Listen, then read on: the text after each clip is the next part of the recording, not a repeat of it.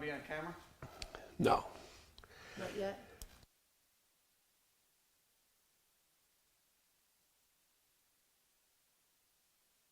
And hear me. Chat. Yeah, give us a Y. Type of Y in the chat. Thank you. Can I put that light on? Because I'm going to be going over there, right?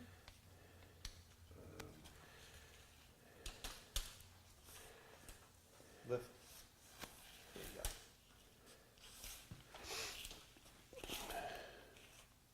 Careful you don't pull it out behind you. Pull the wire back. All right, there we go. So, all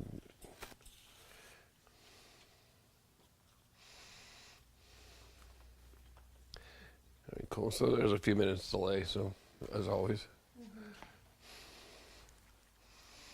You're good at putting the, I'll hit the button when you tell me when.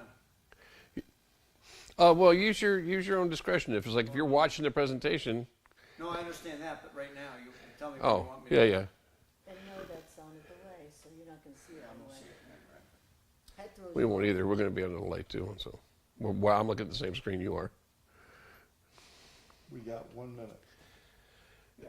No, now it's Actually, just- 30 seconds. This says 6 o'clock now, actually. No, my watch is set to News Radio 88, but They can't be wrong. I ain't counting. Can't be wrong. Can't be wrong. All right, I am going off mute. Off mute. Okay. 20 seconds. All right. I'm hitting the camera. Test, test, test. Sound check on the ear set, Pierre. Test, test, test. No, she's got it. We're all good. This one? Test. See the little test, magic test, bands on test, the window. Right in this window screen. All good. All right, we're on screen. Look at that. We're live. We're live.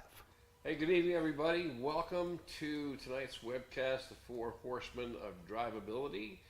I'm Pete Meier, along with my good friend. What's my name? Oh, Truglia. Good to be with you, Pete, and good to be with all of you.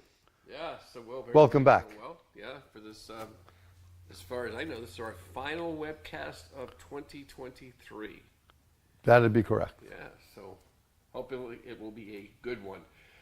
Hey, we both know that there's a lot of things you can do other than hang out with us. We do appreciate you coming out. We're trying to make sure that the time we spend with you this evening is worth your time and we don't waste a second of it. We're going to be focusing on drivability and how better to approach those issues, save yourself some time, make yourself a little more money. Of course, a few things to address before we get started. There is a slight delay by the time I'm talking versus the time you hear it. So if you do ask a question in the chat box, we are monitoring that. And but if you don't hear us respond to you like right away, that's why, because there's that about a 2-3 minute delay before we'll actually see it. Make sense? Of course, now that you're registered on the Motor Rage training site, you have probably noticed there's a huge library of materials there for you that you can now access. There are a number of webinars that G and I have done over the last dozen years that are on that site and available for your viewing at no charge. There are a few pay-per-view content pieces there as well. But again, it's a valuable resource. If you're a shop owner and instructor, I encourage you to use those in your shop. Maybe a good lunch and learn opportunity for you and your team, for your students, an assignment or homework. We get comments all the time from teachers who are using that for a variety of purposes, and we're glad that that's the case. We don't focus on how to fix your 95 Chevy, whatever. We try to teach you how to fish rather than give you a fish, so that you can take what we show you or share with you and apply it to whatever situation you find out in front of you in your shop today. And Pete, that's important, what you said. We teach you how to fish or how to diagnose it, rather than saying, oh, this particular vehicle, here's the fix for it.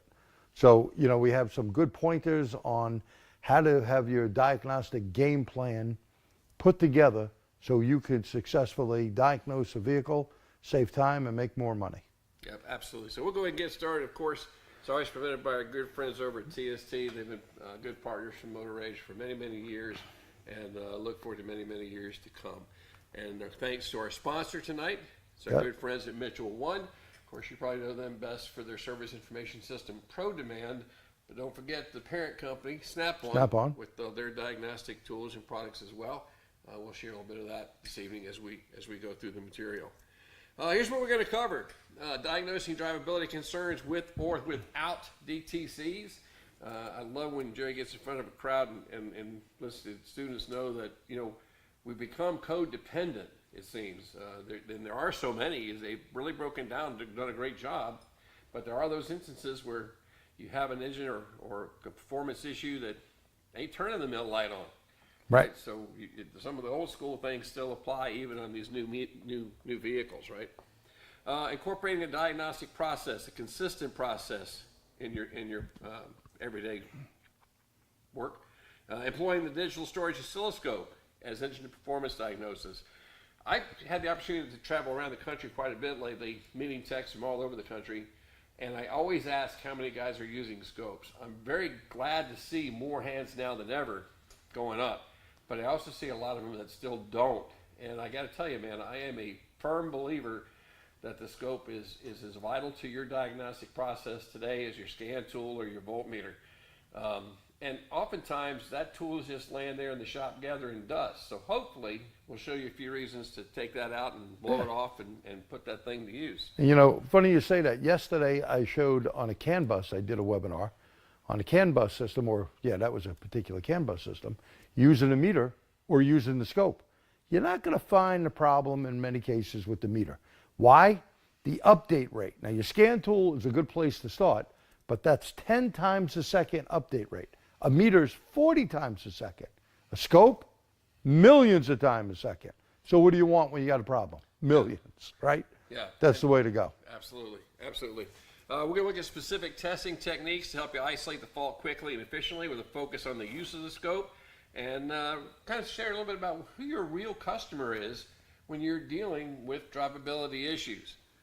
Now let's go ahead and start by this little concept car. If you recognize this, this is the Mercedes-Benz Concept Intelligent Aerodynamic Automobile. I don't know if you've ever seen this, G, but this vehicle's body actually changes shape at different speeds to make it as aerodynamic as possible. And it's wild. It's like watching a transformer going down the highway. Hey, the grandkids show me that. I go, what the hell is that thing? Oh, it's a transformer, Grandpa. I guess what we want to share with this particular illustration is that this is our current reality. Again, we get to go around the country meeting technicians all over the place. And one of the things I know that we share when we get the chance to be up front and personal is that the technologies that you're dealing with in your service bay today are the most advanced, complex marvels of engineering that these automakers have ever come up with. And back in the old days, go ahead. A couple of people saying your sound is low. Just make sure you're not muted or Sound is low. Low? Let's see. Are they saying my sound's low or No, just his? Pete's, just Pete's. Maybe that's because I was muted. He was working off me. I was working off G's mic. That should make it better. Thank you guys for bringing that to my attention. Yes, we appreciate that. But as we were saying, these are the most complex automobiles that we've ever had to work on, and they're so highly refined that you can't play hit and miss anymore. No. The vehicles that you're working on today, you either fixed it right or you fixed it wrong. You bet. And I love the example that G actually taught me that I share all the time now, is I'll ask a group of technicians, have you ever worked on a Honda? Of course, the majority of hands are going to go up. Have you ever fixed a misfire on a Honda? Well, the hands go up. All the hands go up, and I'm sure if you guys can tell me the same thing. Now, I'm going to ask you guys stew on that question for a little bit, because here's what I ask you now. If you can say yes to those two, the third question I want you to answer is, did you do a crank relearn on the computer after you repaired the misfire? But Pete, why would I have to do that? Well, I'm going to tell you. Have you ever diagnosed a misfire, which we're talking about, right? And you go, it says cylinder number 2. So what do you do with cylinder number 2? You do the coil and plug swap. Well, that don't work, you do the injector swap. You start going crazy. It's not going to be that. The 1342 firing order, if it doesn't know where the crank is at, how are you going to be in the right place? Right. So that's why you need to do that. What tools can you do it on? Well, Snap-on does it. You're going to need to take a trusted scan tool to make sure you reset that crank. Because if you don't, you're going to be in trouble. Yeah, and the part of it is just your job's not complete until you've completed the job, and that's a step that if you didn't know about it, you probably wouldn't do, because especially if you're an older tech like I am, you're so used to doing things the way you've done them. I tell you what, Mr. Tony Martin was with me the other day, and we were having this discussion, and there was a book written many years ago called Future Shock.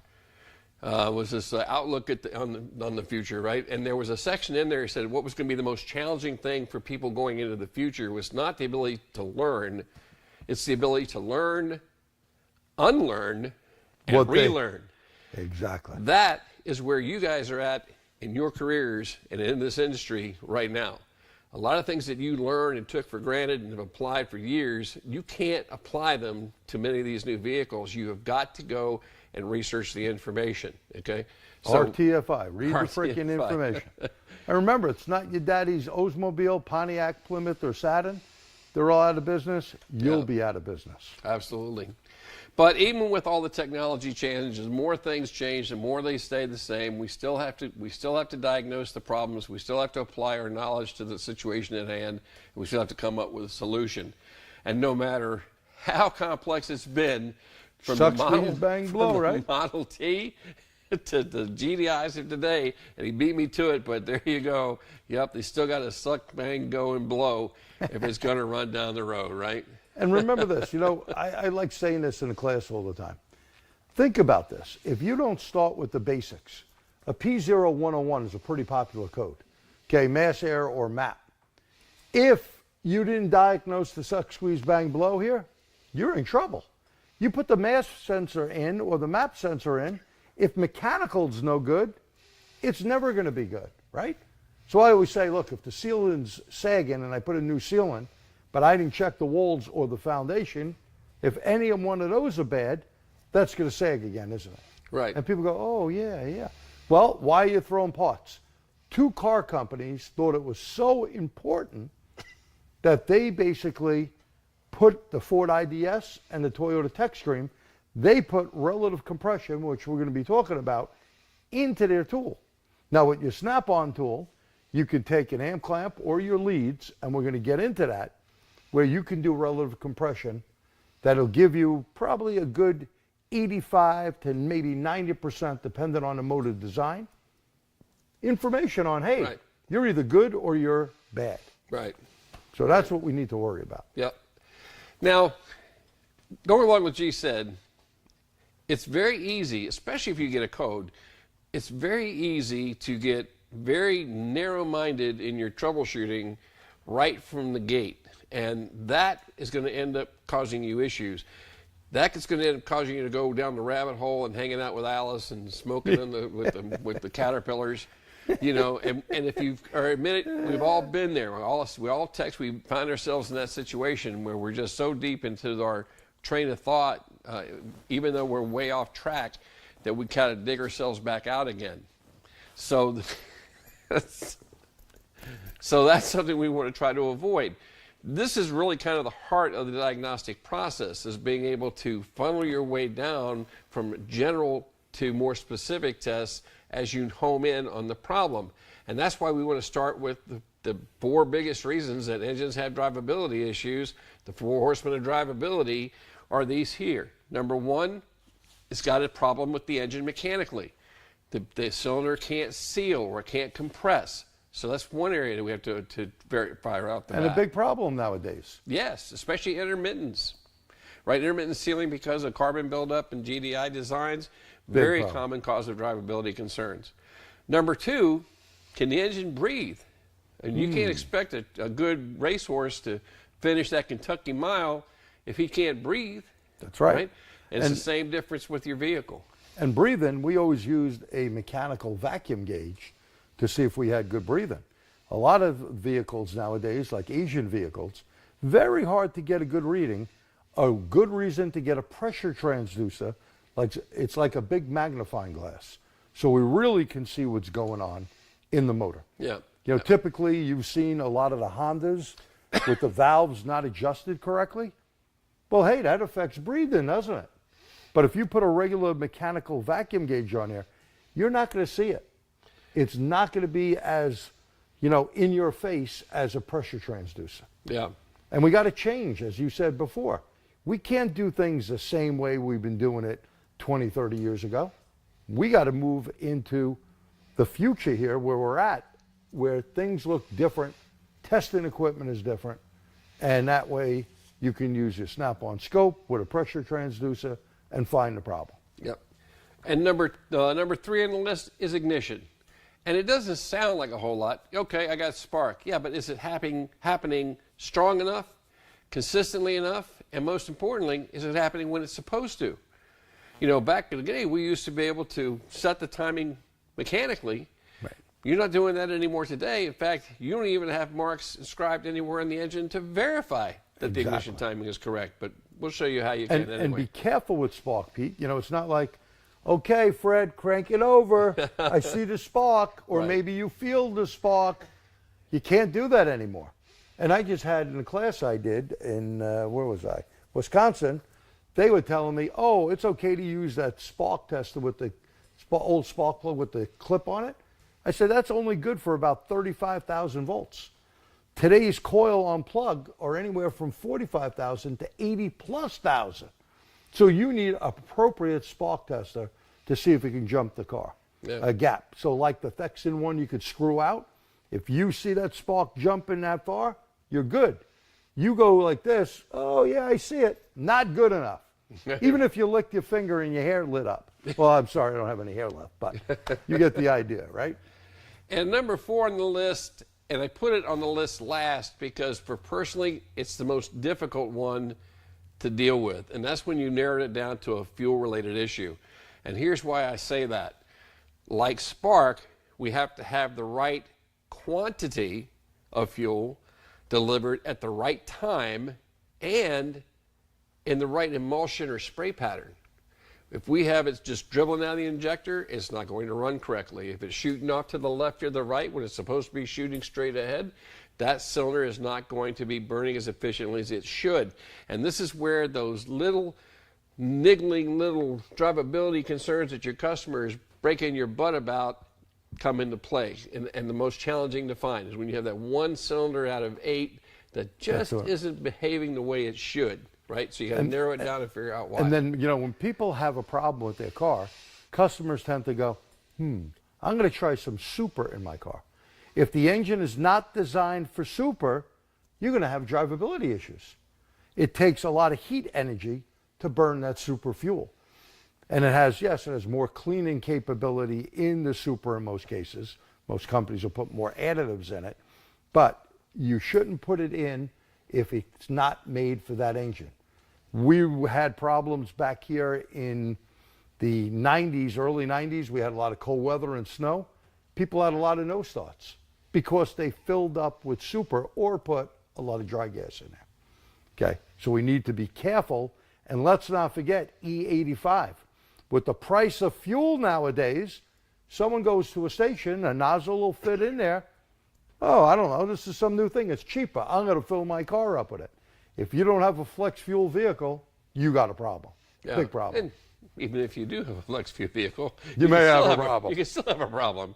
But it's a Very great true. point that you recommend. Again, like we were saying earlier, you can't discount any possibility when it comes to dealing with drivability issues. And that's why, again, we stress the need to focus on large pieces of the pie at first, make a few generic tests to eliminate those sections as possibilities until you find which of the 4 slices has got the problem, and then you can start peeling back the layers to find out And where Pete, it is. isn't that like the big box scope, the Suns, the Bears, the Allens, the Marquettes? Yeah. You hooked it all up, you started with the battery, you checked, emissions coming out of the back, you checked the crank, the starter, the alternator, you checked the cylinder for cylinder contribution. Yeah. You looked at ignition, fuel. Guess what? It's the same thing, but now it's more critical. Right. Now more than ever before. But Super the automotive critical. test systems that we used to use then, those big back, they're not, we don't have them anymore. No, we don't have Right, it. right. They don't work on today's car. Next thing I want to talk about before we get real deep is when you're dealing with any emissions related problem, especially a DTC, who is your real customer? it isn't Mrs. Jones who's paying the bill. Yeah, she's the one that's giving you the money. But the thing you got to satisfy is that engine control module. Because you know it performs all of its own internal tests. It's the one that turned on the check engine light to begin with. So if your repair doesn't meet the test requirements, You suck. you're just going to turn the light back on again. The light's going to come on. I call it the you suck light for For that's a what reason, customers right? are going to come back for a reason. Yeah. The All right. real world. So we're going to start off right off the bat just talking about the scan tool aspects of it.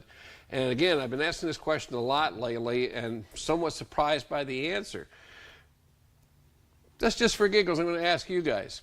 When you have a check engine light concern come into your shop, if you go straight to factory enhanced mode with your scan tool, put in E in the chat box. And if you go to global, put in G. And it's An just- E and G. yeah, an E and a Oh, G, it's right? a P and G. No. Yeah, well. And I'm going to, and like I said, we're going to be kind of just off tangent for a few minutes because I want to see what kind of feedback we get, and we got to deal with that delay. So once again, if you jump right off the bat with your enhanced mode for that particular model make car, or you do with global, type in an E for enhanced and G for global. A couple of E's, one G, another E, mostly E's. All right, see, right, and that's great because we're seeing a lot of E's show up here on our end. All right, a lot of E's, and again, this is why I've seen quite a bit. That's why we're going to, number one, right off the bat, we're going to tell you guys this evening, we strongly encourage you when it comes to emissions-related or drivability issues or check engine light concerns, you start off with Global OBD2. I think you're going to find that you'll be able to solve 99% of your problems and 99% of your customers' concerns with Global OBD2 alone. That's what it was all designed to do. That's the one requirement that the factories had to meet when OBD2 first came out, and now it starts all the right to repair stuff, which we won't get into. But that was something we were supposed to have all the access we needed to solve those concerns, anything emissions related on the vehicle. And it's all in there if you're familiar with the 10 tools or modes that Global OBD2 has to offer. One of the things I'm going to tell you right off the bat that I like about it is that as a technician, if I have a decent Global OBD2 tool, one that's certified to all 10 modes like it should be, then there isn't a car made that's sold in the United States that I can't work on. Or Canada. Yeah, they all have to meet the same standard. So that's a plus right there. I don't need to have enhanced data for every manufacturer on the planet. And it makes it easy. It's all in the same format. Let's say, because we work on European cars here besides domestic and Asian. But, in Pierre's world, there wasn't fuel trim or short-term, integrator or block learn. He had something called adaptation.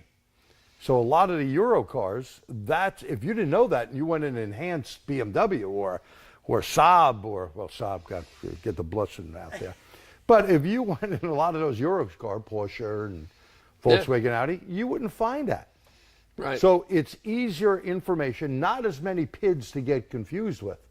I mean, you get a PID list on some of these cars. Oh my God, you don't know what you're looking at. Yeah. Like example, how many of you know what your barometric pressure is where you live?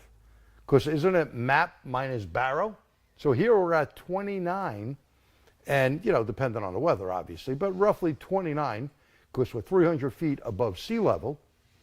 And basically, if you have your scan tool, generic says you got 11 inches of vacuum. You don't have 11 inches of vacuum. It's MAP minus that, which would give us 11 minus 29, 18 inches of vacuum. Right. So very, very important to make sure you look at baro. People don't look at it. If baro's off, fuel delivery is off, and timing is off. Yeah. All not working right. Another factor is, and that pointed right at it, that comes with Global OBD2, is that Global OBD2 can't lie to you. That's a very, very important thing to consider. And I give you a challenge. If you're going and used to using enhanced, here's an easy test for you to do tomorrow in the shop. When you get back to the shop tomorrow's Monday, right? Sunday, Yeah, so. yeah. Well, it's Day we of work all the rest. time, so we don't. It's all one thing to us. Yeah, that's true. But anyway, when you get back to the shop, take your scan tool, take a vehicle, check ECT PIDs for global and enhanced, and then unplug the ECT sensor and see what happens. Many times you'll see that the factory will put in a substitute value rather than what the sensor's actually sending back to the ECM. So the ECM can still somewhat do its job and get the customer home. Yeah, it's going to flag a code and turn the light on and all that good stuff. But when you're scanning through the scan data looking for that thing that stands out as being out of whack, you might miss it because it may be reading 167, 172, something that's not too terribly out of the norm. And instead of the -40 you're likely to see on the OBD2 tool. Right, and you may not get a code all the time. Sometimes there are issues with computer systems you should, and I'd say majority of the time you would. Yeah. But like Pete said, you're looking through the data, you're not going to pick that out because it's substituted a value, a last known, hey, well, let's run this motor deal. Generically, you'll get, like you said, -40. Yeah, get the real thing. The real deal. All right. So like I said, there's some standardizations to it. That makes it really great. And we're going to go through the modes rather quickly. So just so that you know the tools are available to you. Of course, mode 1 you're already used to. That's where you see the current data when you look at the data stream. And now since CAN was introduced, you got some pretty healthy data streams to look at. So there's no lack of information available to you. I'd agree. And the status of the monitors. And I'm not going to go into a lot of great depth. We've done this subject several times, and you can find it in the archives in the Motor Race Training Library or the TST Seminars YouTube channel to get more detail if you'd like. In fact, you can let us know if you'd like. We'll be glad to send it to you. But very quickly, in the monitor statuses, when you look at them, they're either ready or not ready, complete or not complete. All right. Now, when that vehicle rolled off the assembly line and was driven for a few miles, they all completed their little internal tests and they all flagged ready. And they're going to stay like that until one of two things happen. I either clear the codes or I unplug the battery. Now, that would cause all these to reset. And that's the magic thing you want to look at. When you're doing your initial diagnostics, you want to go through those monitor statuses and see if there are any that say not ready or incomplete. If you see that, that means someone been there before you and has already reset those things, and they have not finished their testing yet. And if they haven't finished their testing yet, there could be a problem waiting in the wings to come back you on the backside later on if you don't know about it or you don't share that information with your customer, all right? The other thing I want you to know is, even if you see them all listed as ready, that doesn't mean that everybody's okay, that a test hasn't failed. When you're doing your test results, clear the codes only after you've completed all of your repairs and you're ready to verify the fix. Clear the codes, all the monitors are going to go to reset to the not ready status, and then you need to drive the vehicle to flag them till they are ready and they have completed. Once they have, and you know they've completed their testing of all the different systems, now you can go back into one of the modes we'll share, mode 7, to see if there's any codes pending or the code that you thought you fixed, has that come back. If it has, it means that your repair hasn't met the ECM's requirements yet. All right? Very true.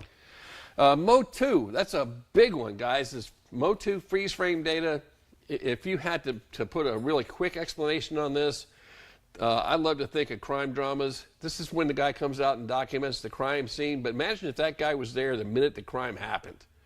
And he's taking pictures and writing everything down right at the moment that this happened. How great would that be to be able to give that to the investigator when they showed up? They'd be able to pull that guy off and haul him to jail real quick, right? Well, that's basically a freeze frame.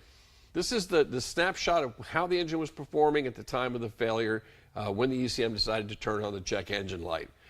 It's always useful for continuous monitor codes, which are your performance codes, misfire, fuel trim, and also all the comprehensive component monitor items, which means everything connected to the ECM, all the sensors, all the actuators, and it's basically telling you what load and RPM conditions were present. Was the engine at operating temperature? Was it fully warmed up? Was it bone cold?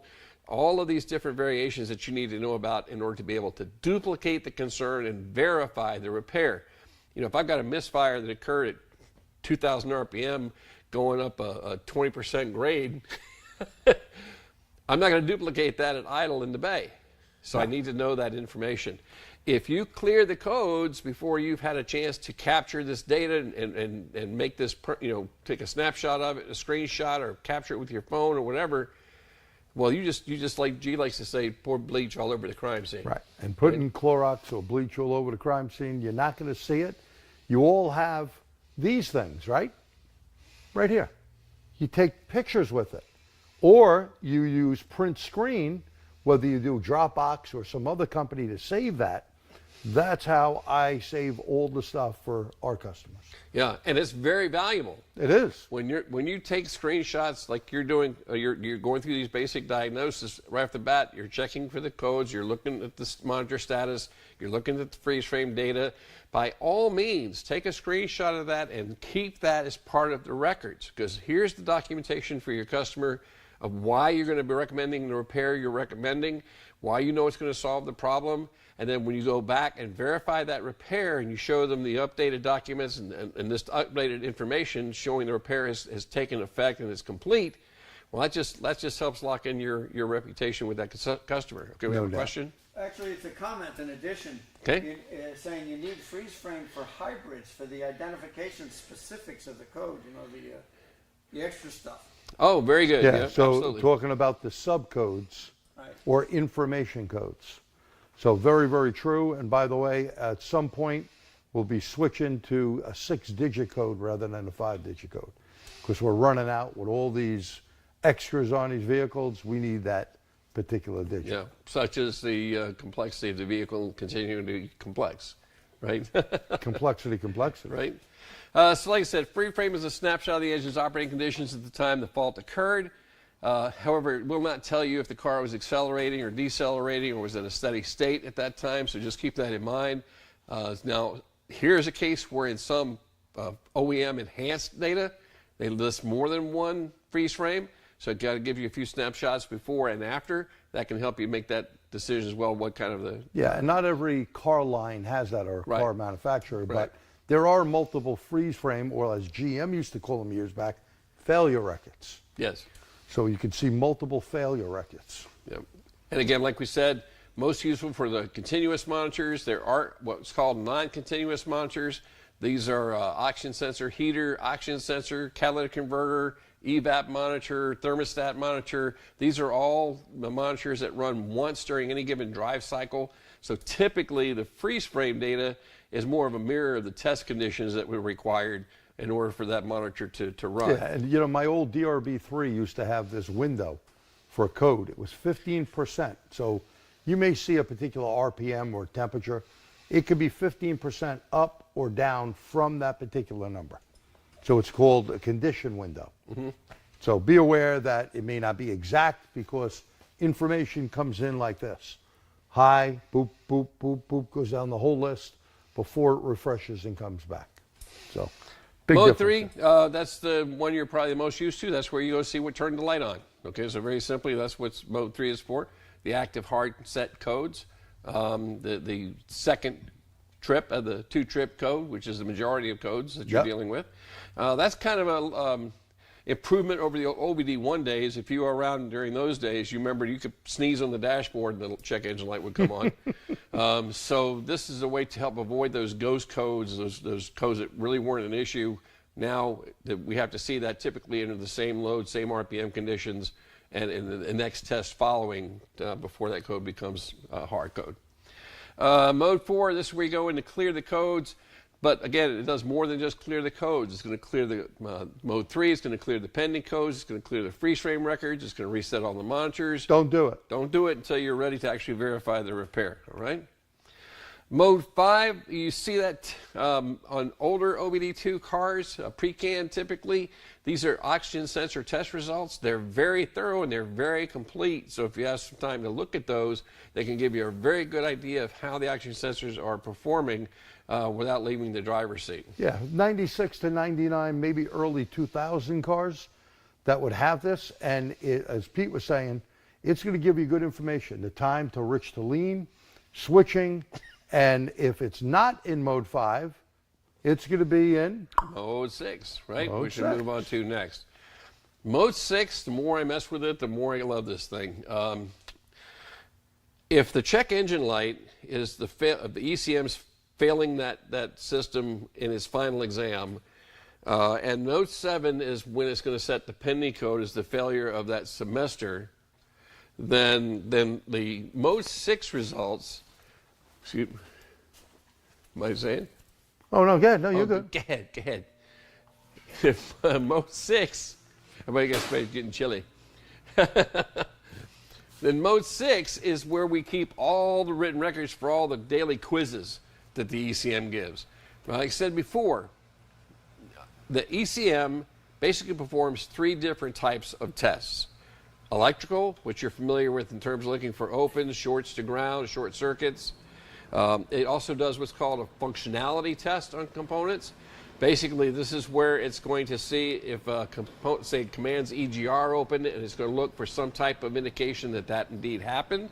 Maybe they get the feedback from an oxygen sensor variation, or they see the map sensor voltage change. They're looking for some indication that that action, when the ECM commanded it, actually occurred. And the rationality, this is a circuit range performance codes that you see quite a bit of, where it's comparing, say, a MAF sensor to APP. You know, they should be in somewhat of an agreement. If there's something that stands out that a value doesn't jive with what the ECM thinks it should be or the range it should be in, then you'll start seeing something along those lines. Now, where does this come into play for you guys? Consider when you're doing your testing to structure your pinpoint tests, when you get to that point, the same way the ECM does, and use that same information to determine what's causing the problem. You'll be a lot faster to a fix. So you'll find all of this in mode 6, and it's very simple to use. We have additional material. Again, we've done mode 6 in great detail, so we won't go into it too deeply tonight. Mode 7, you've heard me mention pending codes quite a bit. That's where you find the pending codes. It's mode 7. These are the first trip failures of the 2-trip codes. And many times, you know, in many emission states, they don't fail a car for a pending code. But always look at the data. Do not erase anything. You may have a code in mode 7 that could help you fix the vehicle. Oh, absolutely. Good example, you could have a P0300 random misfire, but if you have a pending code in mode 7, like P0101 map sensor code, well, you could have some sort of issue going on there and not realize it, and that's really going to be the fix of the car. Yeah, yeah. And by the way, don't change the sensor if it says circuit voltage low. What does that mean? Type it in. Or circuit voltage high, or implausible. This doesn't mean you change the part. Right. This means you check the circuit. Right, and that's we see, and guys, you're here hanging out with us tonight. We can appreciate see it. how many of you guys are online with us, and we've got quite a crowd, and we appreciate that you're all coming out. You're the exception to the rule. Most of the techs who are in your various markets, and you know, aren't doing all of this. You know, they're looking for that easy fix. So when they see oxygen sensor, circuit range, or whatever, they stop looking after they saw oxygen sensor, and they're on the phone to their local parts house ordering a part that invariably doesn't fix the problem because they didn't fully understand what they were trying to fix. That's, I mean, I hate that, because that's, in our industry, that's got to come to a stop, because it's really making it harder for the rest of us who want to do the right thing and justify the income that we should be getting for what we do. You know what I mean? So I'm a big proponent on that. So thanks for bringing that up. Mode 8, this is where you, this was actually designed originally to be a home for bidirectional controls. It never really kicked in. About the only thing you can do with Mode 8 on some vehicles is seal the evap system for testing. So if you are looking for a leak check and you need to close the system off, try it. If it works for you, great. You know, It may or may not. Yeah, Depends may or may on the not. scan tool and the vehicle. And the manual. Yep, absolutely. Mode 9, though, is important information. That's where you're going to find the vehicle VIN number and ECM calibration. It may sound stupid, guys, but never discount any possibility.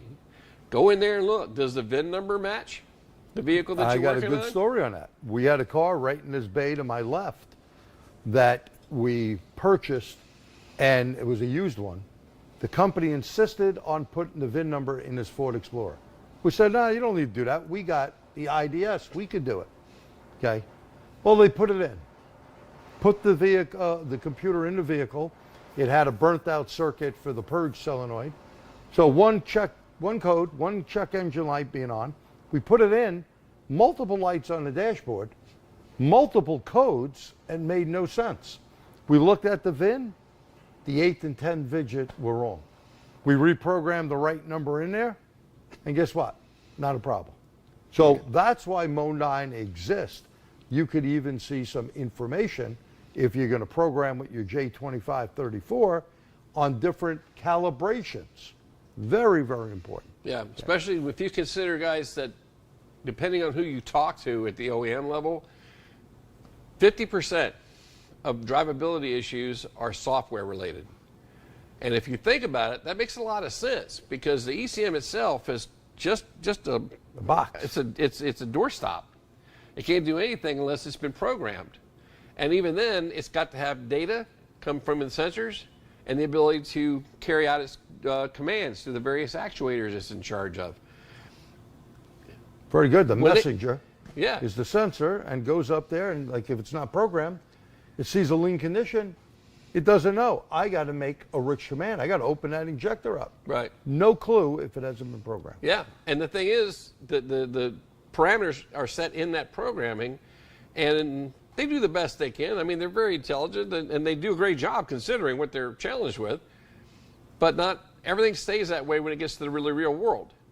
So when you see that there's a flash out for a vehicle, it's because the operating parameters that they set out with are either too narrow or too broad for that system to function the way they want it to function. And that's why you'll see those different programmings come out. In fact, let's give a good example, like a P0420, #1 code in the US. If you're on a Subaru and you think you're going to put a new cat in, you better RTFI. You know why? There's going to be a TSB to do an update. And if you don't do that update on it and put a cat in, the cat code may not go away because it has nothing to do with the converter. It has to do with software that has gotten old and changed a certain parameter that we need to re-update. Yeah, and there's a number of instances like that for I know for cat codes and others. The P0101, like you mentioned earlier, a very popular code, and has also a number of vehicles that were only resolved by Nissan software. has that 101 that you brought up. You changed the mass airflow sensor, code didn't go away. We've gotten a few of those from other shops, and they were going crazy. Can you take a look at it? Yeah, they needed an update. We programmed it. I said, give us the old mass air back. Most of them are not bad. Some could be bad, but most of them, and if you read it, it's a wide range from an Ultima all the way up to Pathfinders, Maximas, and everything in between. You need to do your due diligence. Yes. Okay. Yes, and that goes back into what I said earlier when you're doing your diagnostic process, which we'll get into here in a sec. And then last but not least, if you don't want to upset the factory engineers, you're going to say it's mode 0A, but we all call it very mode, bent. yeah, we call it mode 10. Fairly recent addition to the 10 modes in global OBD2. It was designed to kind of catch those guys who were kind of hoodwinking their way through IM 240 emissions tests. But the key thing to remember about permanent codes, first, it's a place you absolutely go to look for data when you're doing your initial diagnosis to see if anybody's hiding in there. Because this is the home of codes that it's kind of like that Rudolph Island of Misfit Toys. This is the section in the ECM that only the ECM can clear. You can disconnect the battery, you can jump the cables, you can mode 4 all day long. Nothing's going to clear that code except the ECM. Right. And what year did it start? This is not on every vehicle. So what year does it start? In late 2010, 11 vehicles. Anything prior to that? We have a parts store down the street, and they'll sell the guy a bag of goods, okay? And unfortunately, many times they don't fix the problem. Yeah. They clear the code. When a customer comes here, we look when it's a 2010 and later vehicle, and you find out what the problem was, where the freeze frame data was, and that way it gives us a good starting point to focus our diagnosis in that particular area. So check it out, mode 0A, mode 10. All right, now the next important step. You need, if you're not already following a logical, consistent diagnostic process, that's going to be the single biggest thing that we can both recommend to you to make your life a whole lot easier. You start off the bat, we'll kind of go through it very quickly again, but let's just start off by verifying the problem. How are you going to, you can't fix it if you can't duplicate it. So you want to make sure you took all the resources that are available to you. And yes, you always hear us say, or any instructor for that matter, say you need to talk to the customer. Well, in the real world, how often does that really happen? Not often. It's a challenge. I hardly ever saw the customers of the cars that I was working on, so you're relying on your service writer. If you're a shop owner and you're paying attention, this is a good learning opportunity for your front counter staff, how to interview the customer properly and how to provide that information your tech needs to do the job that you're paying him to do. Sending a ticket back into the shop where the simple says it doesn't run right is not going to get your guy any closer to coming up with a repair solution than that, right? You got more than that to go by, all right? Definitely need to speak to them. Intermittents, I like to say there's no such thing as an intermittent. You just haven't figured out what the conditions that are needed for that problem to occur. You just haven't figured that part out yet. Once you do, you'll be able to duplicate that situation every single time you want. And it came up very simply when we had a discussion earlier with Pierre, talking about something as simple as a parasitic battery drain. Didn't go problem in 1 day, wasn't a problem in 2 days, it was a problem in 3 days. Consistently, after it turns out, every 3 days there would be a problem. All right? What in the world have you got on the screen? I don't know, it loaded itself. How in the world? No, that's a window. You're gonna have to. There you There go. you There you go. See, this is the beauty and one of the things I'm going to miss about doing live webinars. If you guys could see what goes on in the backside, you would have a blast. Even more so, right? All right. Don't touch the little red button, right? Anyway, next step is gather your evidence. This is where guys, this is where you have to do your homework up front. And I know it's going to sound mundane. Like I said before, you've heard G mention the acronym of the month more than once. If you've seen me live, you've heard me say it numerous times, and I'm going to keep right on saying it because it's the truth. Today, if you're going to fix a car correctly, you have got to RTFI. You have got to read the frickin' information. You have got to take the time to learn about the system that you're working on, the operational process, the troubleshooting process that the OEM wants you to follow. Are there any TSBs related to that issue? If it's a DTC, if it's a hard set check engine light, what conditions had to occur to make that happen? What did the ECM see or not see that made it fail that particular component or system? You need to know all of this before you even open up your toolbox or crack open the hood. This way you can have a better idea of what it is that you're actually going to be looking for. And if you take the time to do the homework up front, you'll spend a lot less time underneath the fixing the car. Number 3, like you said, read the information. Make sure you check all these systems that we just talked about.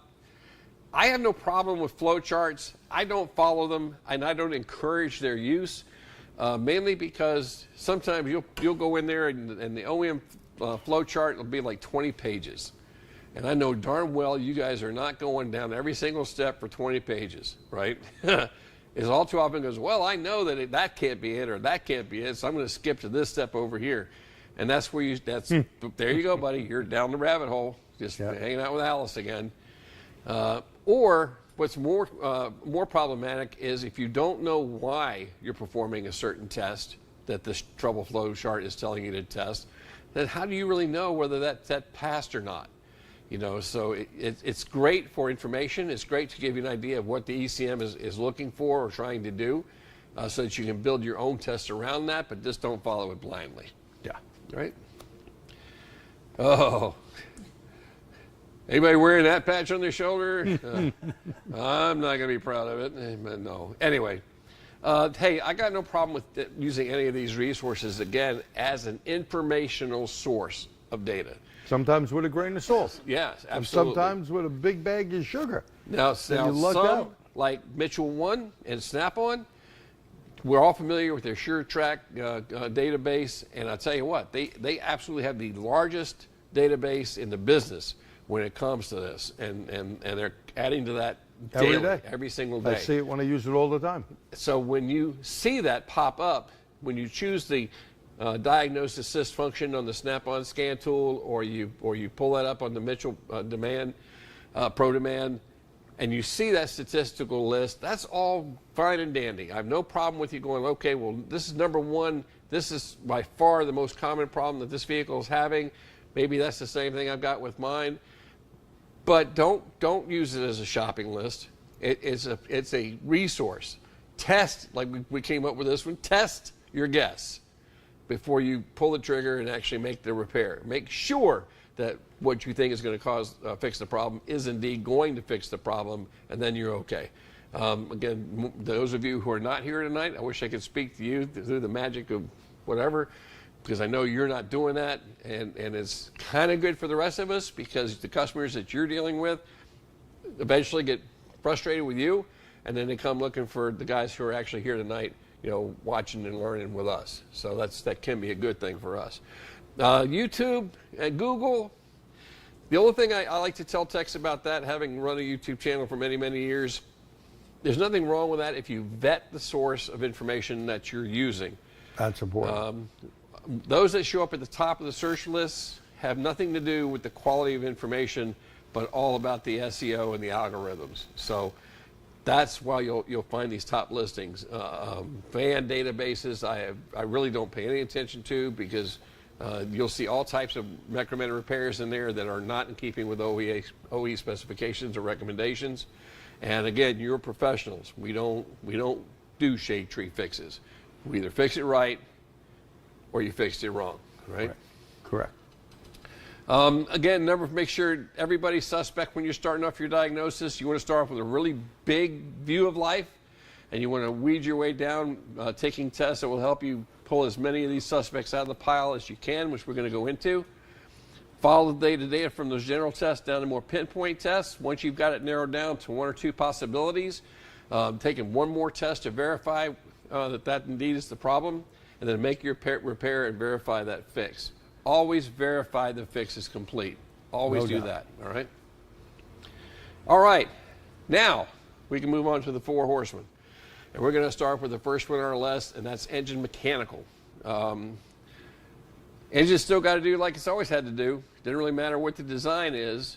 And traditionally, these are some of the tools that you're probably used to using to check that mechanical condition. Traditional compression gauge, cylinder leak down testers, very, very common tools, but these will not catch some of the problems that you're dealing with. And in addition, these things can take a lot of time to use. And I think that's really what we're trying to avoid here as well. We don't want to waste time, and we don't want to waste the customer's money. The example I always like to think of is look up the book time on a typical transverse V6 and what it would take to do a compression test in all 6 holes. I mean, you're looking at 2.5, 3 hours. I don't know what your labor rate is, but $450, $500 for 3 hours worth of work is probably not outside the realm of reality. And how am I going to justify to a customer that I need $500 to do this test that may or may not tell me anything? Very true. You know what they're going to tell you. You stick that in your ear and rotate. So that ain't going to happen. So are there ways to get around that? Yes. And it all goes into using the magic of your digital storage oscilloscope.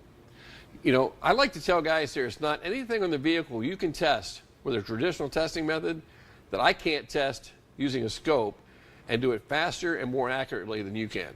And this is a perfect example. It's called the relative compression test. If you want, take a snapshot of that, screenshot if you're watching on your phone. And these are the scope settings that you're going to use to perform that test. Again, we've done this numerous times on our webcasts. You can put this to work right away. A few things that you want to do in terms of procedure: make sure you disable the fuel. You don't want to wash the engine down while you're cranking the engine over as a no start, which is what we're doing here. Again, this is basically the same procedure as you would to do a manual compression test, but we're just using their scope hooked up instead. I like to use single trigger mode mainly because I'm usually working by myself, so I can set the scope up to start recording, and then I can go back to the vehicle, start the vehicle up. It'll record the pattern on the screen for me, fill the screen, and I can see what my results are when I'm done. On most vehicles, if you hold the throttle all the way down to the floor, it'll go into clear flood mode, which allows you to crank it and do no start. If that's not the case, then of course you have to disable it so it won't start while you perform the test. And always disable fuel, not spark, because you don't want to wash cylinder walls down and do damage. Yeah, don't want to do that. And this is typically what you'll see if you're using the current method to do this. Now you can use, and most guys who do this test use a high amp current probe as their tool of choice. There's nothing wrong with that. This is how we all kind of learned how the test works and how it looks like. And the key is the uniformity.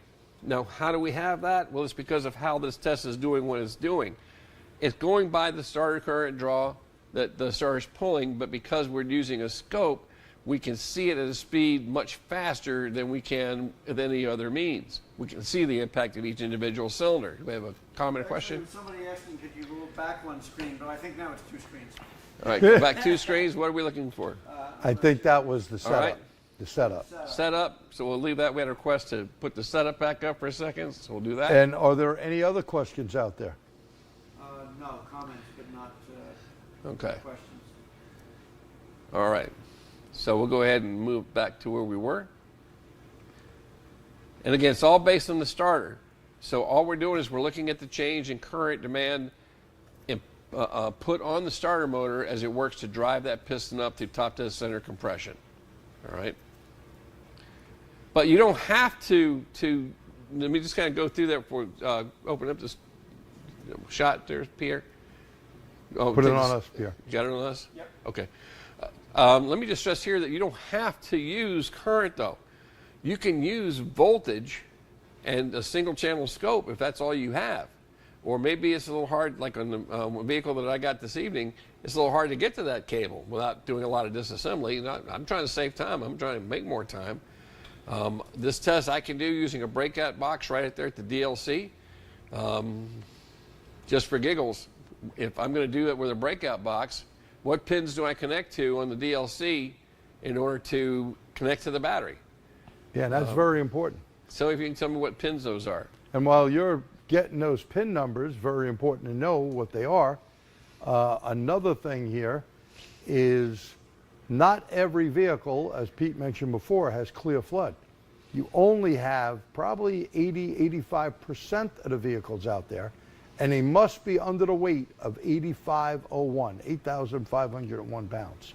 Otherwise, it's not OBD2 compliant, and they didn't have to put that in there.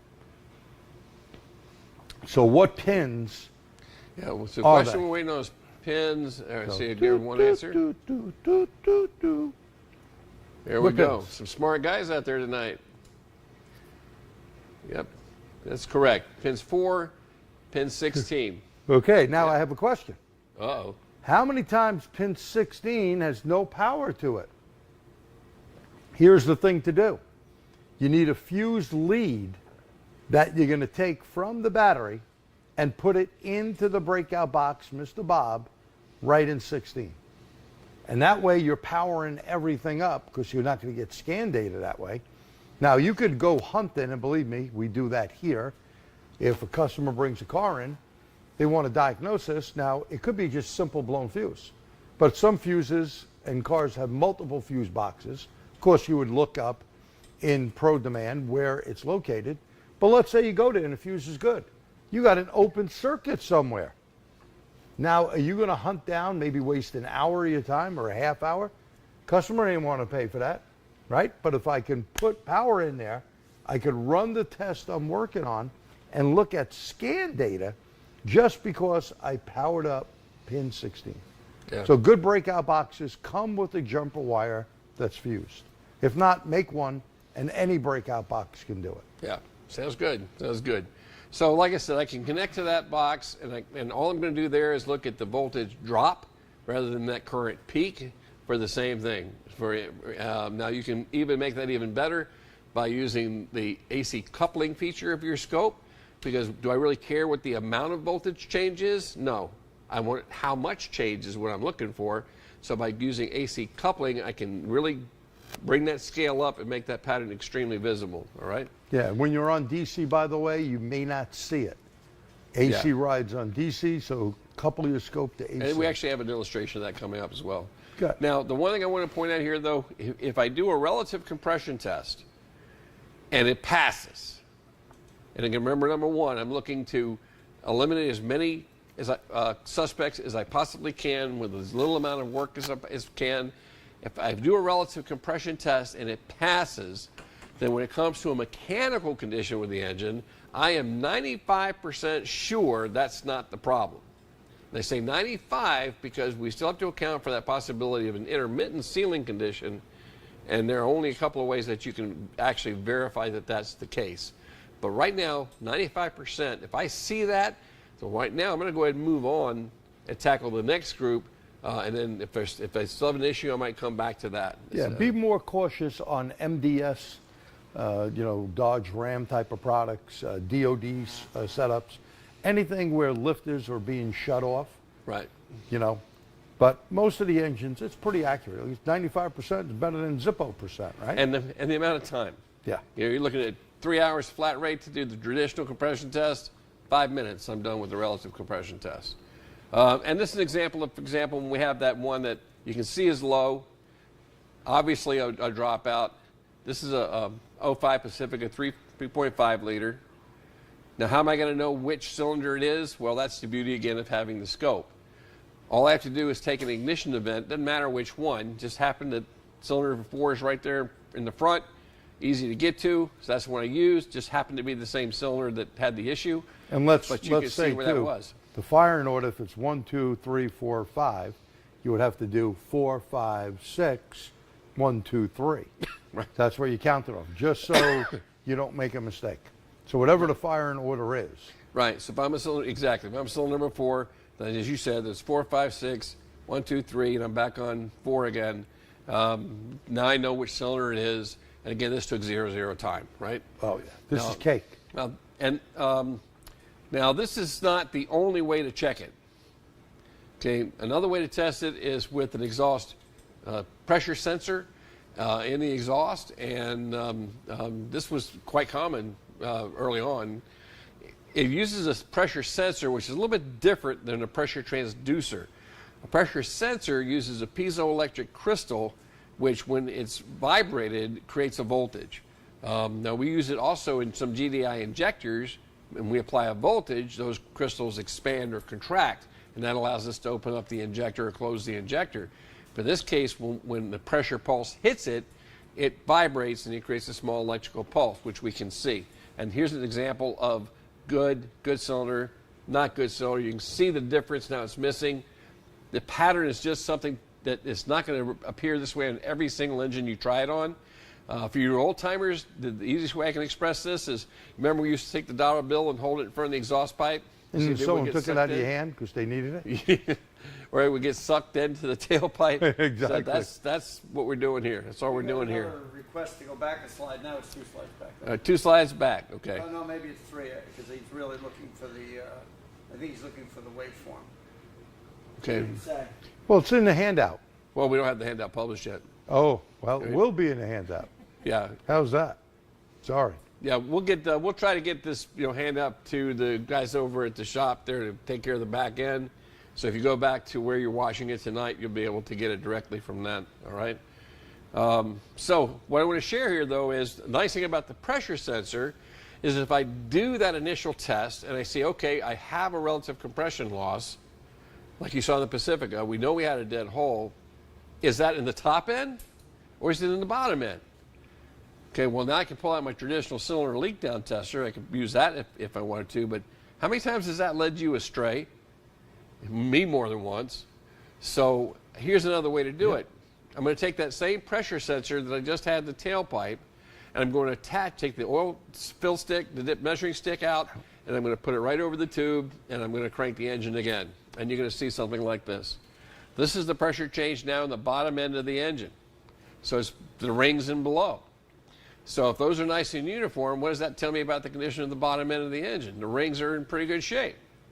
If the rings were shot in that hole, It wouldn't be good like it that. would have a flat spot in that pattern. So now I know it's in the top end. The head's coming off. And by the way, on a lot of the 3.6s out there, super common upper end. And Yeah. carbon buildup on Minis and Audis 2.5s, a lot of it from carbon. Yeah. That's one way to see it. And then the next is doing the in-cylinder cranking compression test. This is similar to the in-cylinder running pressure test. That uses a pressure transducer, which is an accessory that actually can measure the amount of pressure in addition to the pressure change to whatever you apply it to. We tend to use it mainly in the end cylinder for drivability, but you can use it for vacuum, you can use it for fluid pressure, fuel pressure checks, a variety of different applications that tool has. And this is just an example of what that might look like if you were to capture that on the screen. If you've done anything with in-cylinder or been to any classes that introduced the concept of in-cylinder pressure testing, you've probably seen this already. If you haven't, guys, I'm going to tell you what.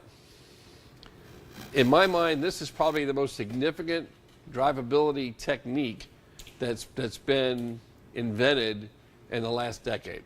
I'd agree. And the gentleman who did this, if you get a chance to sit in his class, if you want to hear it from the guru himself, then you want to look up Bernie Thompson over Automotive Test Solutions. He offers a lot of this information on his website and on his YouTube channel on how this program works. And he is an absolute expert at it because he's the man that created it. He did it. Right? But this is just one benefit from it. This is just an example of where your DSO and the pressure transducer is going to help you find a problem that your traditional testing method is not. What I want you to look real closely at on this diagram here, on this screenshot, we have our blue traces are our ignition. This is where we're marking off the graph, telling us where we are in the forest relative to the trees. And you can see that the peaks that line up above it, well, I should see one every time I see one of those little blue lines. I shouldn't see one in between them. And as you can see, the one in between them, that indicates a problem. In this case, it tells us that the exhaust valve is not opening. So there's a secondary compression event going on in the cylinder. Is that uncommon? Not so much anymore today. Right? Now, immediately comes to mind are the Hemis, or the white cam lobe. Right? Well, ain't nothing happened there. There, we've done So a bunch that's an of issue. them. Yep. Now, that's mechanical. That takes care of the first horse. Right to this point now, if I'm at this point, all the tests have passed that I've done as far as mechanical testing, what does that tell me? Do I still have to go on with anything that has to do with that, or can I move forward? I'm ready to go to the next item on the list. Next item. Right? And that is, can I breathe? Can the engine breathe? It's often overlooked. And the volumetric efficiency of the engine is something that needs to be checked right at the very start of your troubleshooting. And some things are pretty simple. Yeah. Do you have something clogged, some debris? Do we have an air filter that's totally clogged? You know, on diesels, you got air minders, okay? Well, in gas engines, sometimes you do have a few vehicles that have that as well, but you need to physically check it. And is the intake valve clean? Right? Or the throttle plate. That could all cause a problem. And you bring up a good point, because how many vehicles today are turbocharged? Didn't used to be an issue with looking for air filter restrictions because we weren't passing much more than atmospheric pressure.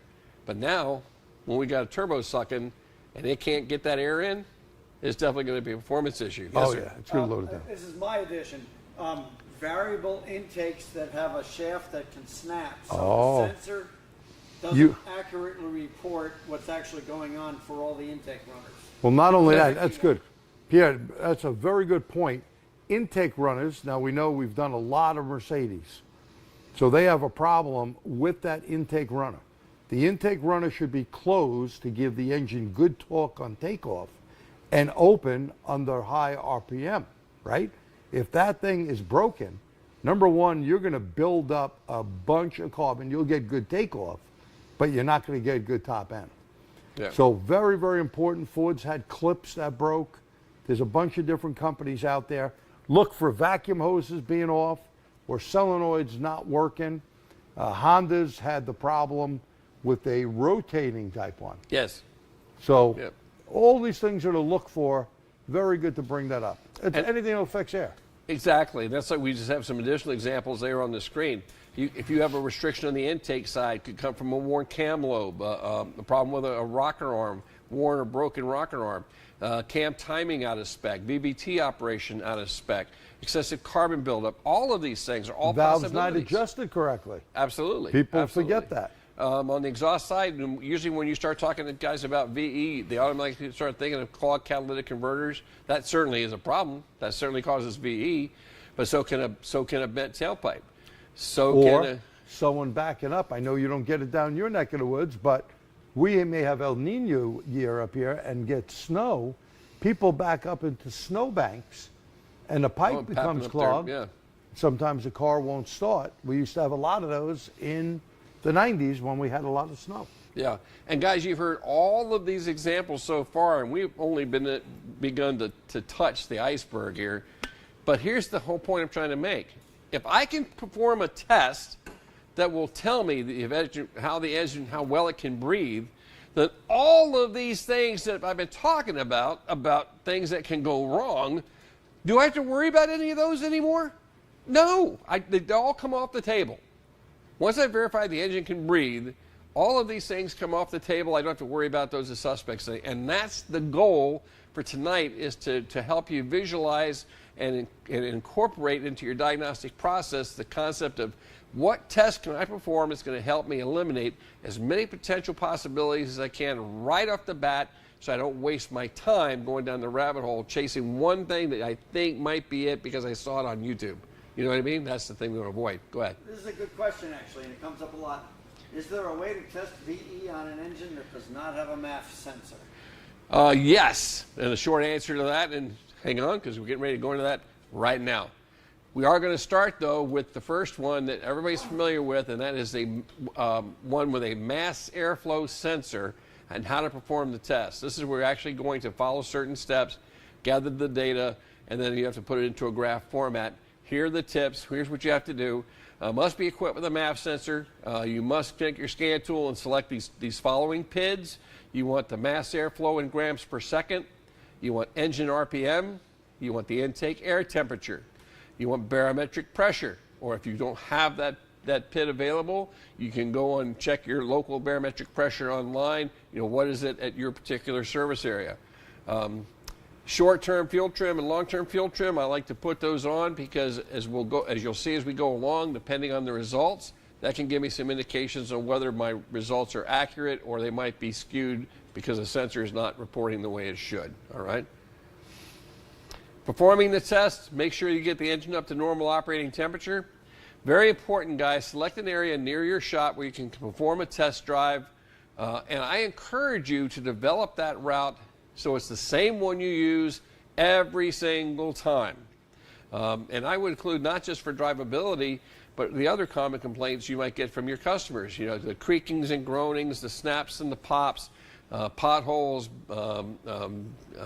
speed bumps, highway speed, low speed, all of these different, whatever you can incorporate, and try to make that a routine that you take every vehicle on. Because if you have the same test route, well, that's just one more variable you take out of the equation when it comes to diagnosing the problem.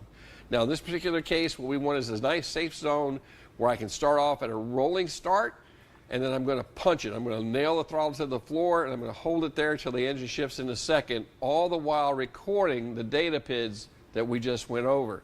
As soon as I make that second gear shift, I can back it off, I can stop the recording, and go back to check the results. All right. And Pete, I want to add one other thing there. If you're, graphing calculated load and some of those other PIDs we had, and you see Bart Simpson's hairdo, you got a clog somewhere.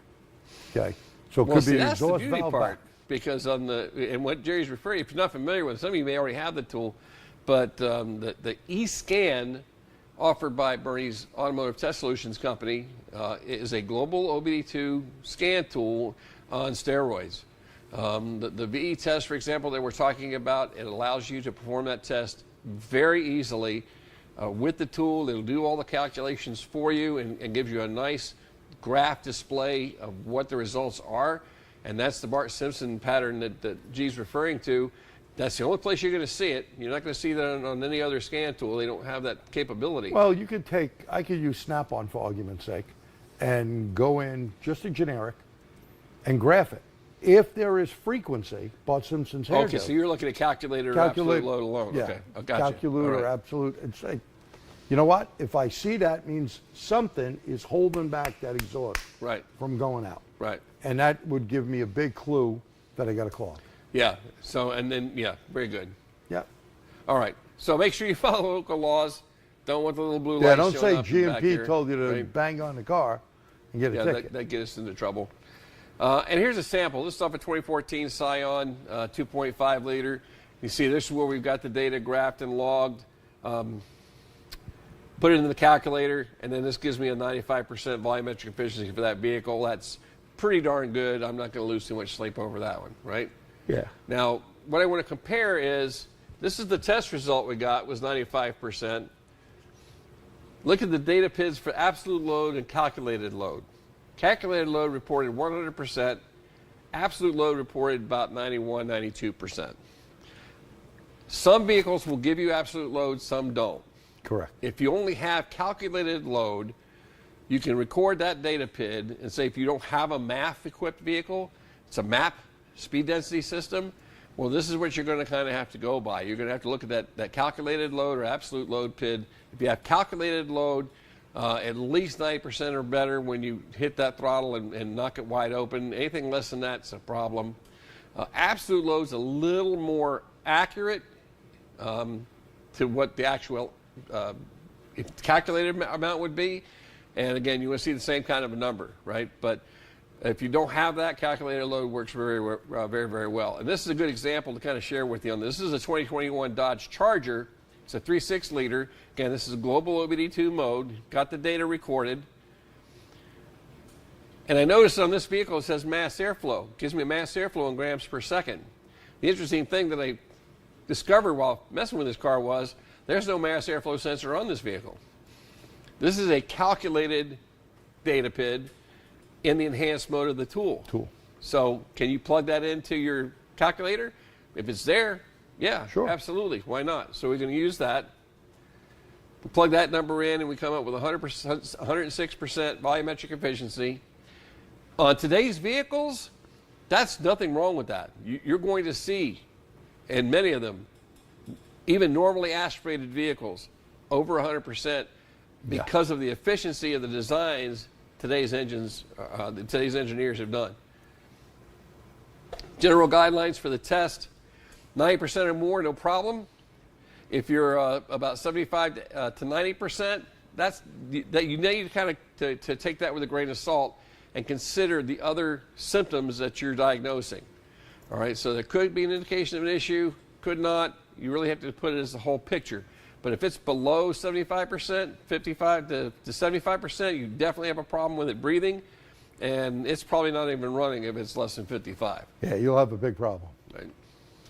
Very good. Now, like I said, a lot of cars you're working on today, they're turbocharged. Can we do a V test on that? Well, Sort of. you can, but you have to take boost into consideration when you're performing the test. And I got to drop a hat to Mr. Scott Schotten for cluing me into this and teaching me this. He did an article for Motor Age a while back on doing turbos and superchargers, and allowed me to share that information with the rest of these guys. So what is boost? That's the amount of intake manifold pressure that's above normal. A wide open throttle that can be pretty close to a whole nother atmosphere. So it's pretty serious. If available, look for a desired boost PID or OE maximum boost spec that you can compare to your test drive results. Use boost pressure or intake manifold pressure in place of barometric pressure in the calculator. All right, so in other words, in a normally aspirated engine, I'm putting in the how heavy the air is based on that barometric pressure number. But if I'm boosting that thing up and I'm putting 2 atmospheres in the engine, well, I want to be able to plug that in because that's actually how much air is getting in. That's the number I need for the calculation. Perform the calculation twice, one using the true barometric pressure and one using boost pressure. The first one is going to be an actual true volumetric efficiency number, but it's really going to help you for comparison for testing, while the second is adjusted and can help you compare it to known good. So here's an example. This is without boost correction. Here are the specs for the vehicle. Comes up with 173% volumetric efficiency, which is actually a little low for a turbocharged engine. And the vehicle load PIDs that went along with it, you can see absolute reported 163, so very, very close. Calculated load, 97. Now, that's helpful what G was saying earlier. 97% is a passing number, isn't it? Calculated load is kind of like the map sensor. It's reporting the overall on the scale of 1 to 100. So the closer to 100, 100 of course being perfect, Right. you'll very rarely see calculated load go over 100. Without with boost correction, you can see that we got 102%. That would be a tool that we can use again for diagnostic comparison. And then here again the specs for what the actual load PIDs showed on the test vehicle, so you can see how they line up. Now, beware of false prophets when it comes to doing this data, especially when you're doing the mass airflow equipped calculation. That's why I record the fuel trims.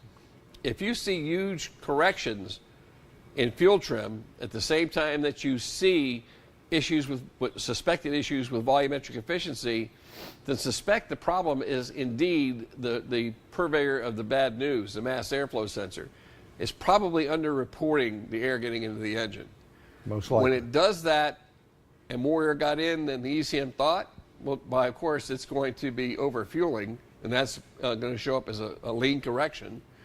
And then the other side of the coin is that it's also the same data PID used to calculate that volumetric efficiency. So if it's underreporting, then that's not going to be a correct reading. Now, if my fuel trims are good, then the MAP sensor is probably okay, and I do indeed have a breathing issue, all right? Now, once I've eliminated an issue with VE, if I do that one test, and I find that everything's in spec, again, the question becomes, do I have to worry about how the VVT is operating? Do I have to worry about cam timing? Do I have to worry about white cam lobes? Do I have to worry about clogged exhaust? All of that's off the table. All of that's off the table. Right, because you had a passing grade. Yep.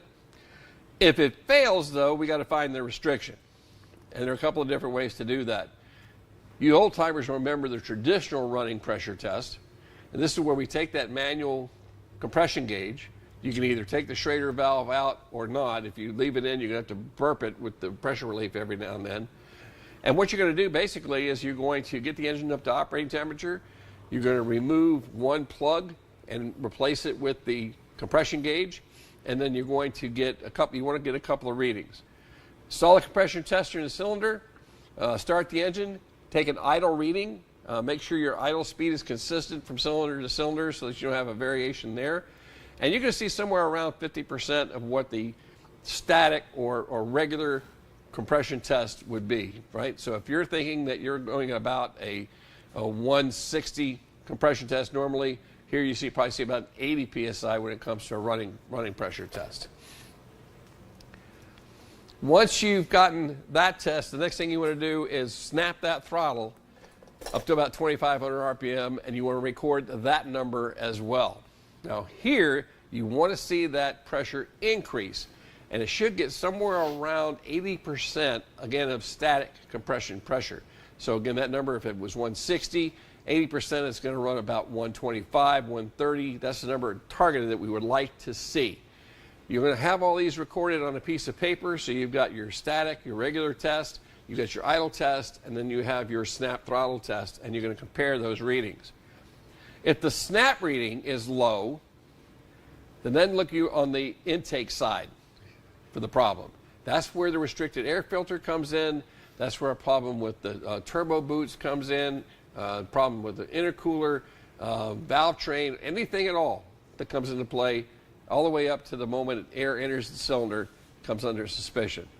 If the snap measurement is significantly higher, in other words, it goes way over that 80% level, well, now the restriction is more than likely on the exhaust side of the engine. The air can't get out and is backing up, causing a restriction in the ability for the air to get out, and that's going to cause those pressure pulses.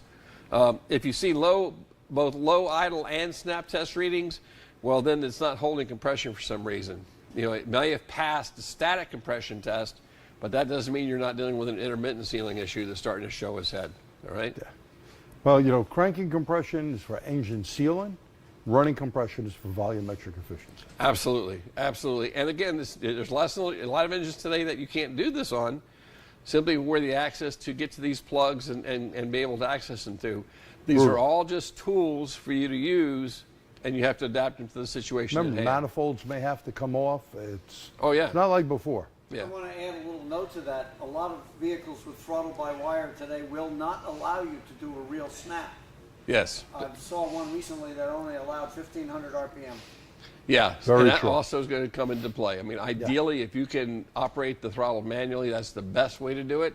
But again, the world we live in today, we don't have that ability as much as we used to. In-cylinder is more common now. Again, this is where we're actually looking at the pressure changes within the cylinder using a pressure transducer.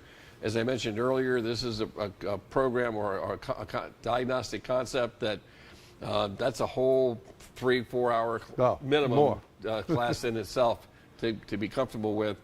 But it is a very effective way to actually see when the intake valve is opening, when the exhaust valve is opening, how long it's open, whether the VVT is working. All of the questions that you might have related to VE issues will show in that pattern. If you're going to perform that test, make sure you don't run the engine more than a few minutes at a time. You don't want to wash down the cylinder that you're testing with raw fuel. Or if possible, make sure you disable the injector for that cylinder so that doesn't happen. Another quick note, you can actually deploy another pressure sensor to look at the intake vacuum, and all you're looking at here is a similar pattern at the top for intake vacuum. You may not be able to see it as clearly as I would like to be able to show it to you, but normally the transitions are nice and rounded, and if I see any that start to look kind of hashy or clipped, that's a good indication that I've got a problem with carbon inside, right? And of course, that will also cause that intermittent misfire condition. Another note I want to make sure you're clear on when it comes to valve timing, looking at an in-cylinder pressure tester. When you're using that technique, make sure you understand that what you're really seeing is the time that the valve is actually opening and closing, and it can be affected by a lot of different things. Cam timing is incorrect. That's going to affect that. VVT actuator is going to affect it a little bit differently. Worn cam lobe is going to affect it a little bit differently. All of these are tools that can help you determine which of these causes is the one that your customer is having an issue with. Very true. All right, on to ignition. Remember this test? Now, we did this to identify which cylinder had the problem, but now what we're using it for is to help us get an idea about ignition timing, because the ignition event is occurring right about where that peak is showing us the TDC on the piston is. Well, isn't that when ignition is supposed to occur? Absolutely. So it's a very quick and easy check to see whether ignition timing is correct. If I see something that looks like that, that's telling me that I got a problem. Now, this doesn't happen much, but if I shear a key on a crank gear, what's going to happen to the timing? It's going to throw it out of whack, gonna be off, right? no And doubt. you're not going to know that simply by looking at it, or without a lot of disassembly. Again, in-cylinder pressure testing, if I use the ignition event at the same time I'm doing that pattern, I capture that pattern, I can get right in there with most of today's scopes and get an actual physical measurement of exactly what the timing is and compare that to spec.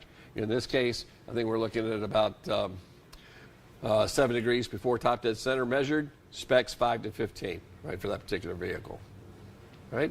When it comes to diagnosing with today's cars, most of them are using coil unplug units of different designs. We can do the old Swaptronics to help us identify those pretty quickly. Sometimes helpful. But sometimes there's can't be done because of where they're buried under the plenum or other components. So knowing the type of test that or cop system that you're using, sometimes you can test them just as easily just by back probing right there at the ECM connections. But don't discount that. The old-fashioned Really spark good. tester, right? That spark tester, not the one with the old spark plug on it without the electrode. Right. You got to screw this out wide enough to get past that 45 thousandths to 80 thousandths range. Yeah. Yeah. Nice, healthy, consistent spark. Tells me a lot right there. Now, when you're getting into this kind of testing, now you start getting some more little pinpoint, and you're going to be getting into these electrical connectors. Real quick word on how to do that. Back probe or pierce, I do both. I admit I do both. I have no issue with either one. But if you can look real closely, we want to make sure that when we pass that back probe into that weather pack, we're between the wire and the weather pack, not through the weather pack. No, because And not- moisture comes in. Yeah, and not on the exterior side of it. We don't want to do any damage to that seal in the process. Wire piercing, the same thing, guys. The piercing probe is not a vise. There's no need that you need to crank down with 100 psi pressure on it. You just need to break the insulation and come into contact with the wire. That's all you need. So as soon as you see that connection made, you can stop twisting on it. You mean don't put a hole through it? Well, you're going to put a hole in it, but it doesn't mean you Put have a to go all hole the way through through it. it, right? You don't need There's a to big spear it, difference. right? Yeah. And that brings up the next point. Make sure you seal the hole when you're done, or you're setting the stage for Liquid corrosion. tape. Yeah, liquid electrical tape works really well. Clear fingernail polish works. Doesn't hold up well. Yeah, maybe not as well. Pink. Now, if you have pink fingernail polish in your toolbox, I'm gonna don't know. Yeah. But not about that. But no silicone. No silicone No, seals. silicone will just That'll draw wear moisture, off. right? Yep. And if you can, with your scope, just be aware that, especially if you're going to look at voltages, and you can look at scope images or secondary images through the primary on a 2-wire coil of any design, just make sure you're aware of what's called flyback voltage. That occurs anytime a coil of wire is shut down and the magnetic field collapses on it. The largest pieces of that are going to be in the ignition system. I've seen 400 volts plus, come flying back through a primary coil. If you're not using the attenuator to protect your scope, then you're going to take that nice new scope you bought and watch the thing go poof, and you'll be out the money. Yeah, be out the money. And then I'll kind of wrap up towards the end here. We're going to start talking a little bit about fuel. Now, like I said, the fuel thing, I want you to consider, you got to have the proper mixture, and that's based on what? That's based on weight. It's the quantity of fuel has to be the same. And this is the challenge I want you to think about right now. Start with carbureted engines. We gave it gas all the time. As long as air was going through the carburetor, so was fuel. Of course, we didn't need it all the time. That's why But you got that's it whether you need gas it or hogs, not. right? Yeah. And it kept the intakes nice and clean. Didn't have any problem with carbon buildup back in those days. You Now- washed it away. Yeah, we washed it away. And now we have we had port injected engines, and there we still gave the fuel kind of we could give it early, even when the intake valve was still closed, and we controlled the amount of fuel by how long we held the injector open. But it was still a measured calculation based on how much air was getting into the engine and how much fuel by weight was required for proper combustion. And now we have GDI. Well, GDI is not that far from common rail diesel, suffers the same fate. We give it to fuel to the engine at the very last possible moment, and because it's being done now in the last few microseconds, well, we can't rely on how long we hold the injector open. We don't have any time to hold the injector open, so we changed that around, and now we use pressure to control the amount of fuel getting in. That's why you see such high pressures at cruise or under heavy load, because we have so little time to get that fuel in there. And let's say, since that is the case with GDI, there's also carbon buildup. Yes. So you may see a 4-cylinder, at least late model ones, with 8 injectors, 4 regular and the 4 GDI. The 4 regular help clean down the carbon buildup. Yeah, I think Toyota used that on a number of models. Oh, yeah. And other companies as well. But what I really want to stress home here, guys, it's all about the quantity. It's all about the quantity, all right? And it's all based on a lot of inputs from the ECM. The ECM has one job, and that's to take care of the catalytic converter. How does it do that? By making sure that the exhaust gases going through it are kept within a very narrow lambda range. It's all about the fuel control. So all the sensors on the vehicle are all pointing information to the ECM that it needs to make the most correct fuel calculation it can, and then it relies very heavily on the upstream sensors and even on the downstream O2 sensors to tell it whether or not it hit the mark or not. So these are all things you need to look at. And that's a good point Pete just brought up. You hear what he said? Upstream and downstream. Many downstream sensors will cause an issue with high fuel trim numbers. So be careful. Always look at the rear. I always say, watch the rear voltage, go brum, brum, make sure it does move. Yep. Remember, when you're looking at a 420, you don't want the rear sensor to move. But when I go brum, brum, if the sensor don't move, you're going to have a sensor that's going to allow fuel control to take over from the rear. Absolutely. Always make sure the rear moves. And Seen it many times. One of the critical parts you have to look at is the load sensors on the vehicle. If it's a mass airflow equipped system, well, that's the mass airflow sensor. We've talked about how you can verify whether it's doing its job or not. If fuel trims are out of whack and VE is low, good bet that the mass airflow sensor is lying through its teeth and it needs to be replaced. No, not cleaned. Yeah, you can clean it and see if it goes back to reading the way it should, but that's not a permanent fix. You know, it might be okay for some time, but as a professional, you want a permanent fix for your customer. Once you verify that that component needs to be replaced, replace it. Now the map sensor, well, I'll go back to the map sensor because I think many of you may be able to tell me. What's the rule of thumb, guys?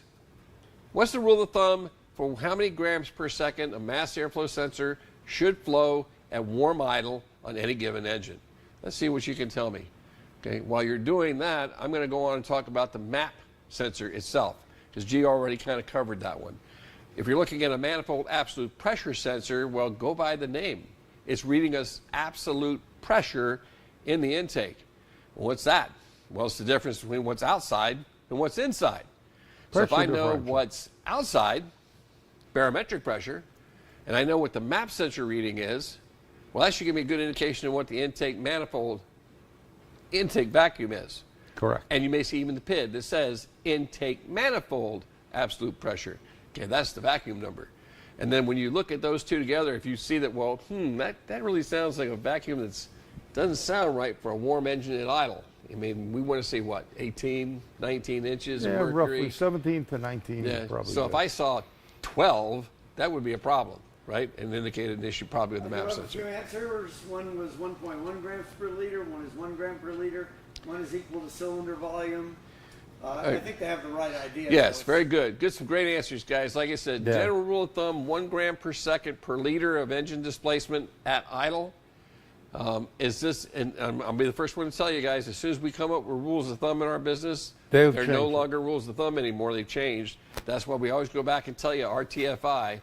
But if you're just scanning through the data list and you see this right off the top of the bat, that should be a little red flag in the back of your mind, something you need to make a note of and go and address, all right? But don't forget all the other sensors that are providing this information. Everything from the temperature sensors, cam crank sensors, all of the sensors that are reporting to the ECM have to be reading accurately. And how do you know? Well, that's when you use your scope and your scan tool to verify the data. Okay, when you see something that doesn't stand out right or look right, you need to verify it. Don't forget to check those technical service bulletins and always RTFI. Always read the friggin' information so you're familiar with how everything works. Critical actuators come into the fuel pump module, fuel pump itself, and of course the injectors. Now with the GDI systems, you're looking at a low pressure fuel pump and a high pressure fuel pump that are working in tandem. You're looking at brushless fuel pumps, and I think we may have some information on that here shortly. Don't forget the oxygen sensors, as G mentioned. That little broom, broom, broom. I love the Brooklyn way of describing that. I call it snap throttle, but that's how we talk down south. Same thing. You snap throttle a few times. You should be able to see that sensor react to that. And it really doesn't matter whether it's a conventional sensor or a wideband sensor. You should see it react to that momentary lean and then momentary rich condition you created by snapping that throttle to the floor. And let's say for the rear, there are currently no air fuel sensors in the rear or posts CAT that I know of. They're just using regular oxygen sensors. Yep. Yep. And make sure, of course, when you replace these sensors, you notice the slots in the sensor. Make sure that the one you're replacing with has the same number and the same slots facing in the same direction Big as difference. the one that you're removing, right? Fuel delivery, just a little short video clip here. We'll see how that plays for you. And because I've seen a lot of response from this is something that maybe you have maybe not run into yet, but that's the brushless fuel pump. You know, we've done a lot of demonstrations on how to check brush type pumps, and maybe you may be doing current ramping on those pumps, and then you're going to get one of these vehicles in that has you think a failed pump. You're going to try to get this reading that you're used to getting, and it ain't going to be there. So before you start freaking out and replacing pumps that know to be replaced, If I were to ask let's see you, what this how is. do Can you do test that? this fuel pump? No. What would you tell me? Would you say, Check check the power headset. and ground at the fuel pump connector? Or would you say, remove the relay and bypass the relay to see if the pump comes on? Or would you say, break out the scope? and do a Video's current playing. ramp? If you can't Well, hear if it, you let did us know. any of the above, I'm sure you're you well guys on your will. way to replacing a fuel pump that likely isn't bad. Learn what I mean in today's Service Done Right.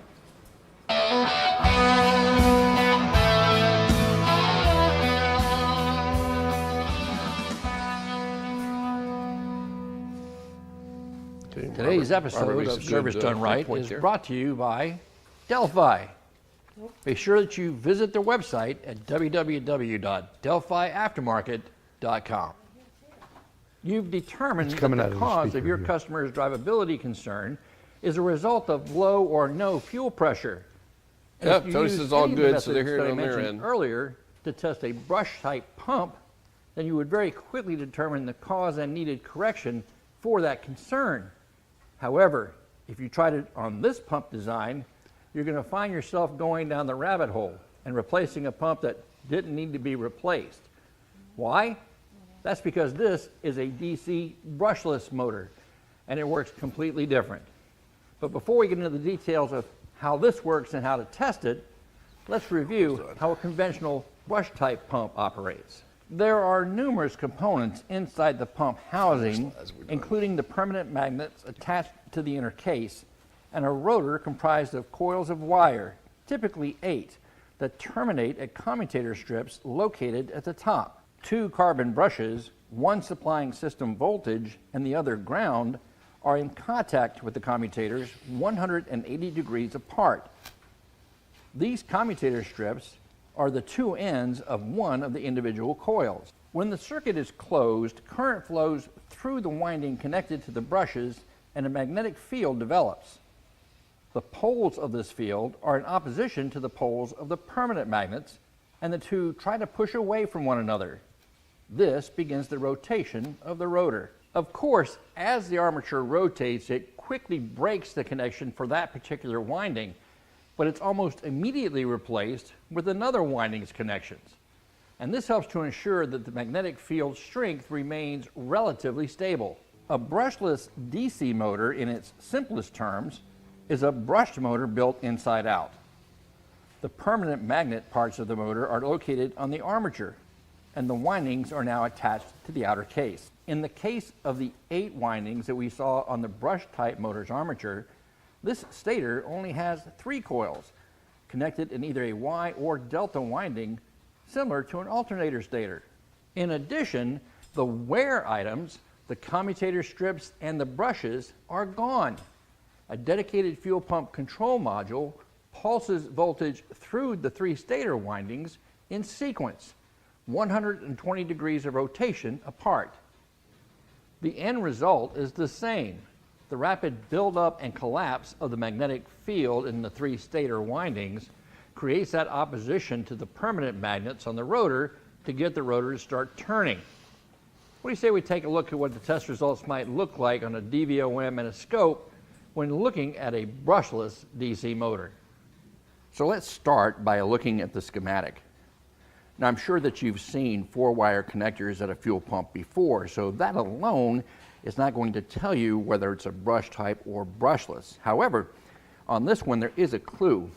If you look at the first 3, the black, green, and blue wires, they're labeled W, V, and U. And if you're familiar with hybrids, that's the same way we distinguish between the 3 phases of a motor generator.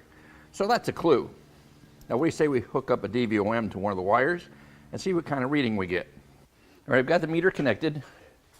So now I'm just going to turn the key to the on position, or in this case, it's a smart key, so we're just going to hit the start-stop button.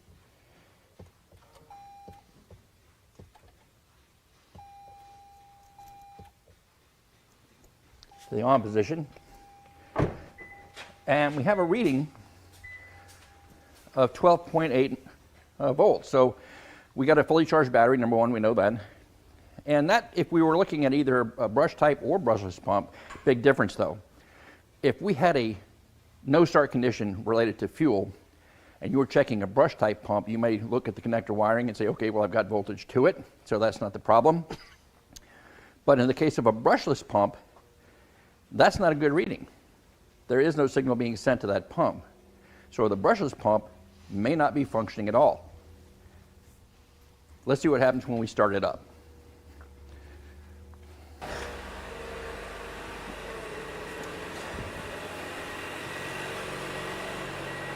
You can see the voltage is now dropped to 6.9 volts.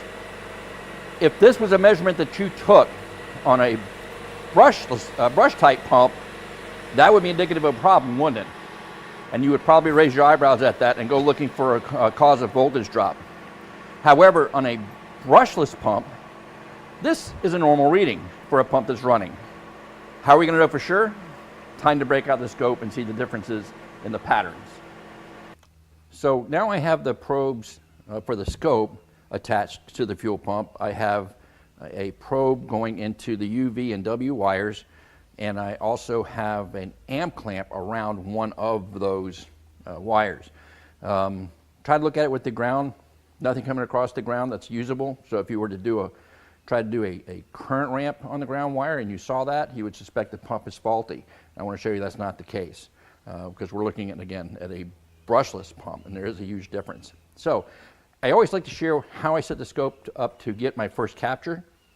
It always has served me well for 95% of the scope captures I want to get. At least it gives me a starting point. And what I mean by that is we're going to start with what's called the 20-20 rule. And what that means is I'm going to set all my channels that have the UVW leads attached to 20 volts for the sweep. And this will cover just about everything on a 12-volt system, right? So that's the first 20 of the 20-20 rule. I'll leave the amp clamp where it is for now. And time is the other. It's 20 milliseconds per division. That's about the amount of time it takes, or the 200 milliseconds across the screen is about the time it takes for a 720-degree rotation of the engine at idle. So I'll get something on the screen. It may not be perfect, but it gives me a place to start. So with that being said, let me start the engine, and we'll see what it looks like. So I've got a pattern on the screen, but it's pretty much useless the way it is. We need to kind of fine-tune that a little bit. So let's start by increasing the voltage. That will cause the pattern to shrink down a little bit. And we'll change that on all three of the UVW channels. And now I have something I can manipulate a little bit. So let's just kind of separate it. And we'll bring one up. We'll bring one down. And then the only one I have left is the current. We'll bring that down below. Okay, now you see something interesting already on the current pattern. Notice how the current pattern is going positive and negative. That's an important distinction I want you to keep in mind as we proceed. Still a little wide, a little hard to see, so we're going to do that, change that by adjusting the time base. If I lower the time base, I make it faster, I can spread that out a little bit. Let's go down to 1 millisecond. Probably a little too much there. 2 milliseconds. That looks pretty good. And we're going to go ahead and stop it right there so we can take a look at it. So here's what you see here. You've got the UVW feeds to the fuel pump. And again, this is a stator, a 3-winding stator, and it's on the outer circumference of the case. And then, of course, there's a permanent magnet rotor. So how are we going to get that rotor to turn? Well, the permanent magnet has north and south poles, correct? So I need to make a north pole, a south pole, a north pole, a south pole, in order to turn that pump through that 180 degrees of rotation. Now, if I had enough momentum, that's all I would need, but I don't. So I have 2 more windings in 120 degrees opposition to one another in order to keep that rotor moving. But what I want to stress again is positive, negative, positive, negative. How do we know that? Look at the current pattern. Negative, positive, negative, positive. So we're changing the polarity through the winding. For U, then V, and then W. Changing the polarity, changes the poles. Let's just say north-south, south-north, north-south, south-north. And that is what's keeping that in opposition to the permanent magnet poles and keeps the fuel pump spinning. If you were to look at this and there was a problem with one of the windings, then you would see a problem in the amplitude change. If there was a short in the winding, for example, the amplitude would be lower on the affected winding, and you would be able to see that here on your scope capture. If it was a problem with no signals being seen at all at the fuel pump, well, then I would be going to the fuel pump control module. Is it getting the information it needs? Is it sending the signal out? Is it some break in the wiring between the two? Or is the fuel pump control module itself? These are just a few things you want to keep in mind when you're troubleshooting a brushless type fuel pump, and then completely different from a brush type pump. Don't let those initial readings throw you. Make sure you look at the schematic and identify exactly what kind of pump that you're working on. Here's another example of the brushless fuel pump waveform taken at the fuel pump control module. Remember, where you take the capture, what type of scope you're using, and whether or not you use a low-pass filter can affect the pattern you see on the screen. And while this one looks much different, you can still see the 120-degree phasing of the UVW windings and the current polarity changing. And just like the one I showed you earlier, if a stator winding has a problem, you'll see it here. Now, if you do determine that the fuel pump needs to be replaced, make sure that you perform a critical but often overlooked step, and that's to clean the tank before you install the new pump. Any debris that you leave in the tank could lead to the early demise of that brand new pump, no matter who the manufacturer might be. And Delphi has actually come out with this really cool little cleaning wand to help you make sure you can clean the tank thoroughly with a minimal amount of trouble. In fact, I will leave the link to the wand in the video description so that you can get a few for your shop. Like I said, it makes it very easy. You can replace the ends, and then you can get in with your cleaning mixture and get way down inside the tank with no problem and get everything scrubbed nice and clean before you put that new pump in. Again, don't overlook this critical step if you want the job to be a service done right. And when you're considering a replacement pump, oh, wait, a replacement pump. All right. Now, yes, I'm off mute. I should be off mute. Everybody here is okay, right? There was a comment earlier that someone said, yeah, it kind of looks familiar to their hybrid class they were at. And you're right, because the same motor design is common on many hybrids and electric vehicles. Same basic design. It's a DC brushless pump, and they come in a variety of constructions now. And again, instead of like applying AC, we just fool it thinking it's AC by reversing that DC polarity in that signal. Rule of thumb on a conventional pump, though, back to the brush type pumps that you're more used to. Again, and this is a very rough rule of thumb. It only applies to pumps that are not controlled by a control module. And that's if I want to know how many amps I expect to see it draw for about every 10 psi. A fuel pressure spec I see that equates to about an amp. It gives me a place to start. True. If they got it, if you don't use it, this is an example of a forward fuel pressure sensor signal. What am I trying to do here? I'm trying to look at injector balance. I mean, you can do it the traditional method, but sometimes you can't get to the injectors. And if you do, you can't operate them once you have. So do what the ECM is doing. Look at what it's looking at. And this is just using the pressure sensor that the ECM has already. If I'm getting all these pressure drops, that's the same sensor signal that the ECM is seeing. So it gives me an idea of the balance of the injectors, and that's important. You can get a pressure sensor to do the same thing. This is just the first look sensor. It's specifically designed to be attached to the fuel rail like any mechanical fuel pressure gauge, and you can use that for the same purpose to look at that change.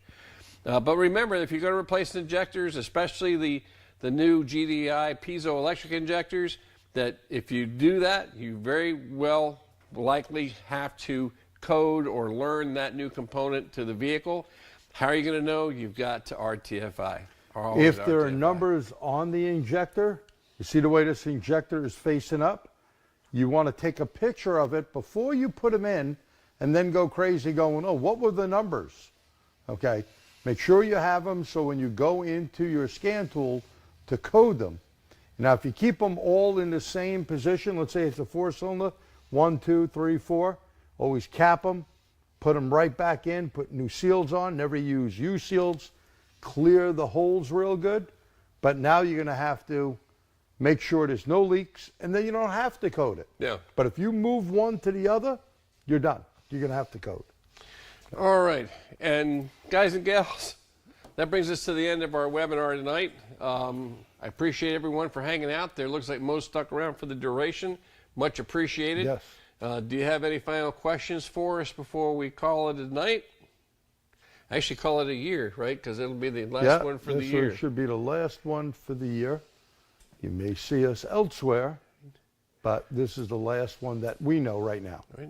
All right, so then very quickly to wrap up, while you guys may be tapping any last questions into the comment section there. First thing, again, thanks for coming out. Big thank you again to Mitchell One for sponsoring tonight's webcast. Big thank you to TST, of course, the volunteers that always help us out there, whether they were voluntold or volunteered. Miss Doreen and Mr. Pierre back there in the backside there covering everything. And then, of course, if you've been with us more than once, you always know that we always have a question before we call it a night. Like we said at the beginning, we wanted to make sure that we didn't waste any of your time tonight. We've been together for a few hours now, so if you feel that that's the case, we didn't waste your time, it was worth you being here, would you do us a favor and type a Y in the chat box to let us know? If you thought that it sucked or could have been better or whatever, then Put the letter N. Put a letter N in there. Okay, But we a appreciate comment. Two things, one about handout details, a couple of times. All right, so in case the handout details some of you guys are asking about, let me make arrangements with one of my coworkers there at the Motor Age and get that information to them. When you come back to your account site, as soon as it's updated, you should see the link to download it, and we'll make sure we get that out for you. There was one guy asked about a vacuum gauge, but I think you covered it in the transducer. Right. All right. All right. So I think from New York. Yeah. Yep. So again, Thank thanks. you. Yeah. Thanks so much, guys. Thanks for the response. Appreciate it. From a chilly New York. Yeah, getting chilly. We had Yeah. to have the heat on before. Yeah. So anyway, guys, again, thank you so much again. Good night. Good night.